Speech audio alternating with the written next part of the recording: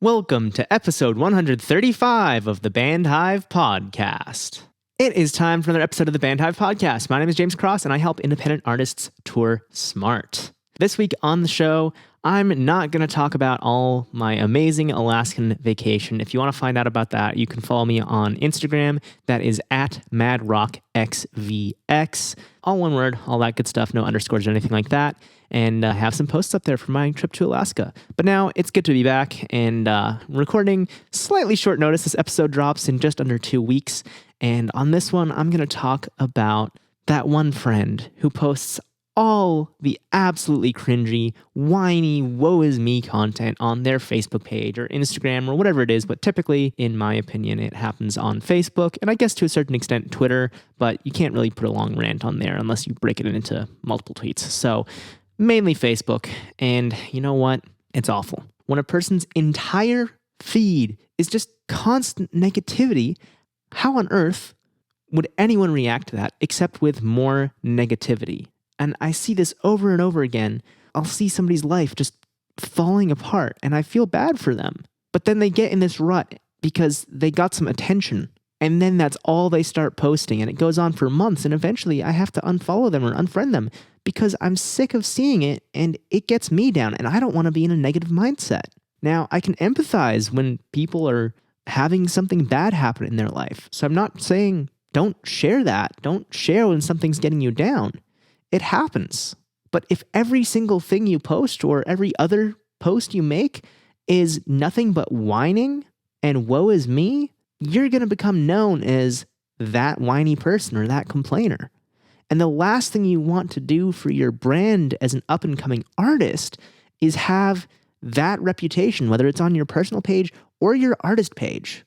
So now just imagine you look at a band page and they complain about how CD sales don't make any money. Well, it's been about 2 decades since independent artists made money on CDs. It's time to move on. A lot of those same artists, I've said, why don't you sell merch? Make shirts or something like that. And they say, oh, well, we don't have money for that. We're going to do CDs instead.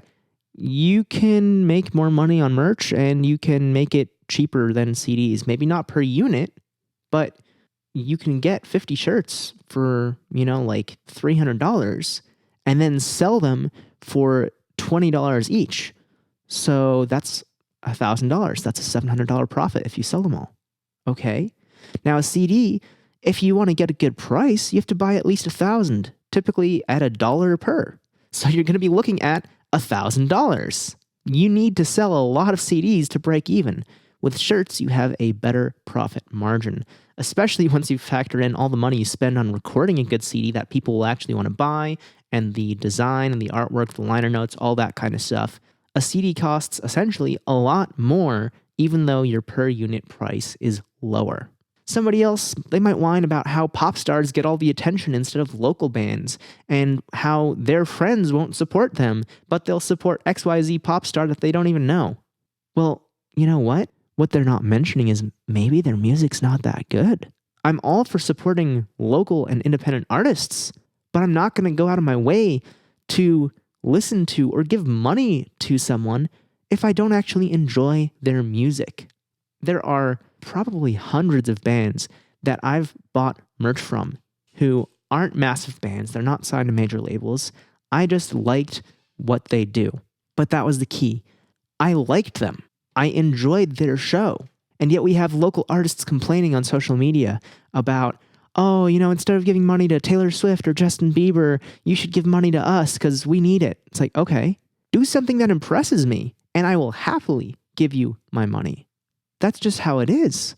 A few examples. I know I say Troy Millette on the show all the time, but Troy Millette, I funded his GoFundMe to get him down to South by Southwest a few months ago. There are many other artists who are locals who I've bought merch from. Another one, they're not local to me, but they are a local band in Portugal. I bought a shirt from them, and I told them they're not charging enough. I gave them more money than they asked for because they only wanted $5 for a t-shirt. I said, no way. That's way too low. I'm going to give you more money because I actually like their music. So shout out to Zebra Libra and Troy Millette and all the other bands that I can't think of right now. There's a bunch for making me care about their music and feeling like I want to invest in this project, whether it was Troy's situation where he needed some help last minute with transportation, or Zebra Libra who just said, hey, we're doing our first merch run. I'm going to let you in on a little secret. The artists who complain on social media are not the ones who get good opportunities, because no one wants to be around that constant negativity. Think back to when you had that friend who just whined on Facebook or whatever platform constantly. You probably got sick of seeing that, right? You probably thought, man, I don't want to hang out with that person. Like, they're just always whining. So either you kind of drifted apart, or maybe you consciously cut them out of your life by removing them from your newsfeed. But either way, if you see a band who does the same thing, you're not going to enjoy that band as much either. I have an example of this. I can't remember their name, but there was a really talented band in San Diego that would busk in Balboa Park. That was one of their part-time things. And then they also had music for sale. They were professional musicians. That's what they did for a living full time. And they decided that they were going to tour around Europe busking. And they ran into some trouble over there in Europe.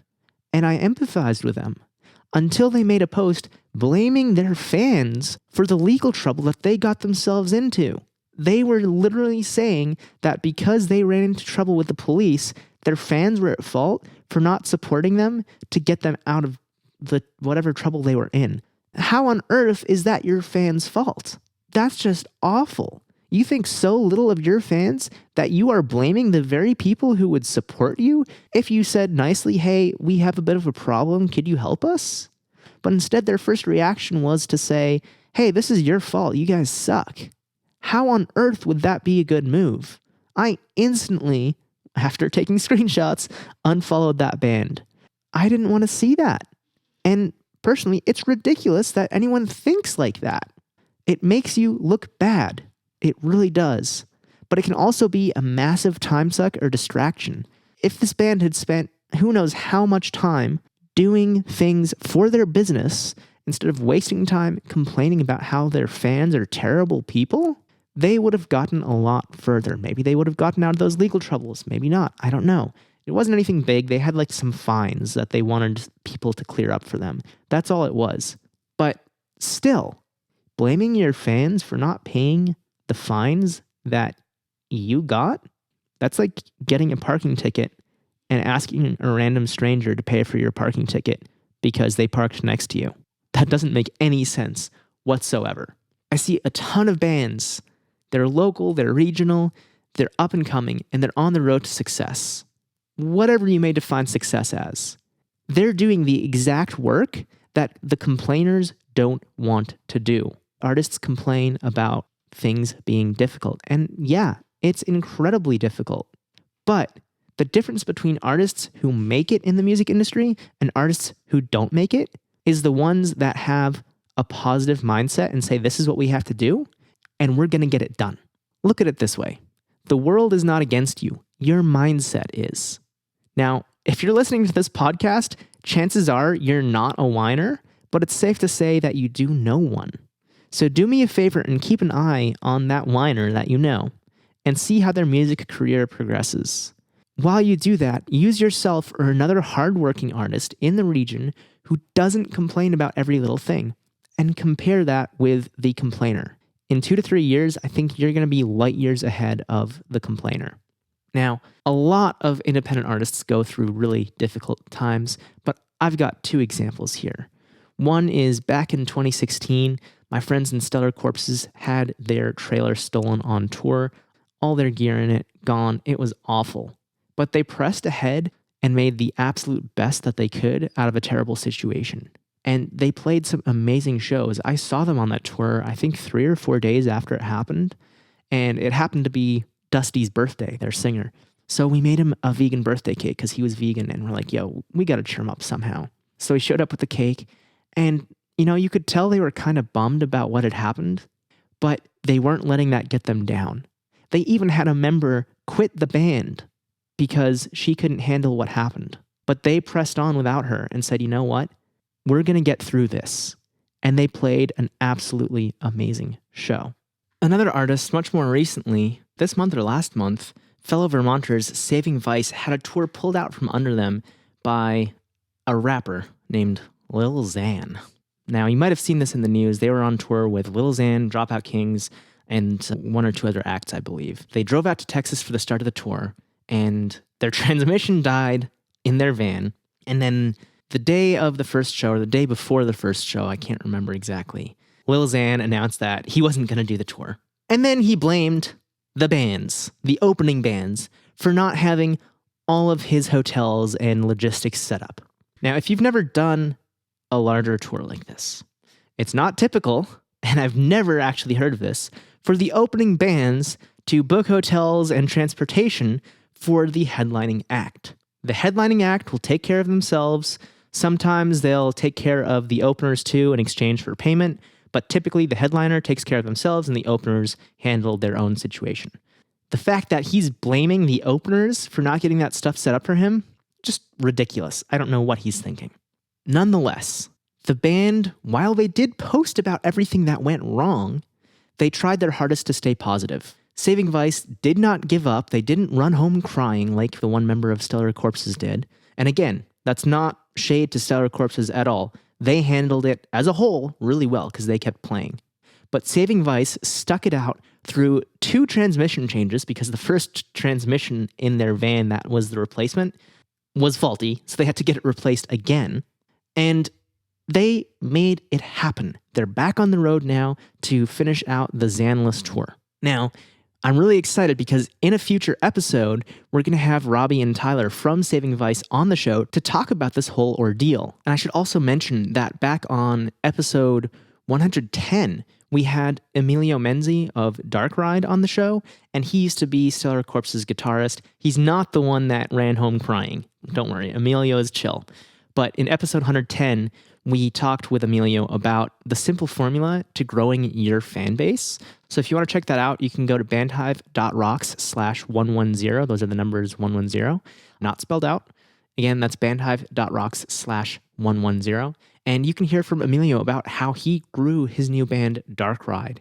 And they're in a very niche genre, which is horror punk. But in that genre, they have quickly become one of the premier acts.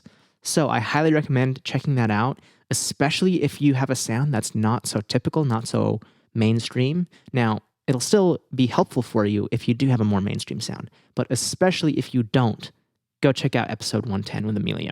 Now, getting back to Robbie and Tyler, in the meantime, before we drop that episode with them, just keep this in mind. No one wants to work with complainers because complainers don't put in the work, and their mindset is holding them back. The world isn't holding them back. The industry isn't holding them back.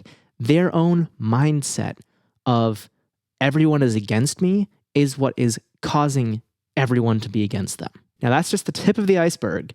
And to be fair, just not posting complaints on social media isn't going to change your life. You actually have to change your mindset so you don't think that everything is against you. Because even if you don't verbalize it, if you have that mindset, then you're still not going to go do anything. You're not going to put in the effort. Not posting all this stuff on social media, not complaining, or if you have bad news to share, trying to keep it positive like Saving Vice did, that is certainly a great start in the right direction. So I'm really looking forward to chatting with Saving Vice in the future because they handled this situation as well as anyone I've ever seen. So I want to dig in on that and learn more about what was going through their heads while this was all going on. They did some really cool live streams and stuff on Facebook. So if you want to check those out, if you want to get a little bit of the dirt before we have them on the show, feel free to go do that. But the main thing is be positive and remember the show must go on. Don't just give up. Unless there's like a global pandemic, you are unstoppable. Just make the shows happen and do what you got to do. That does it for this episode of the Band Hive podcast. Thank you so much for tuning in and listening. I really appreciate it. And I hope that this episode will either inspire you to keep being a positive person who remembers that you control your own destiny. And I don't mean destiny like this is what you do in life. You control what happens to you to a certain extent. Bad things happen to everyone, but how you perceive those bad things will greatly shape your future. So keep that in mind. If you have anything you want to talk about, your experiences as an artist, what's went wrong, and how being positive has given you new opportunities, please let me know.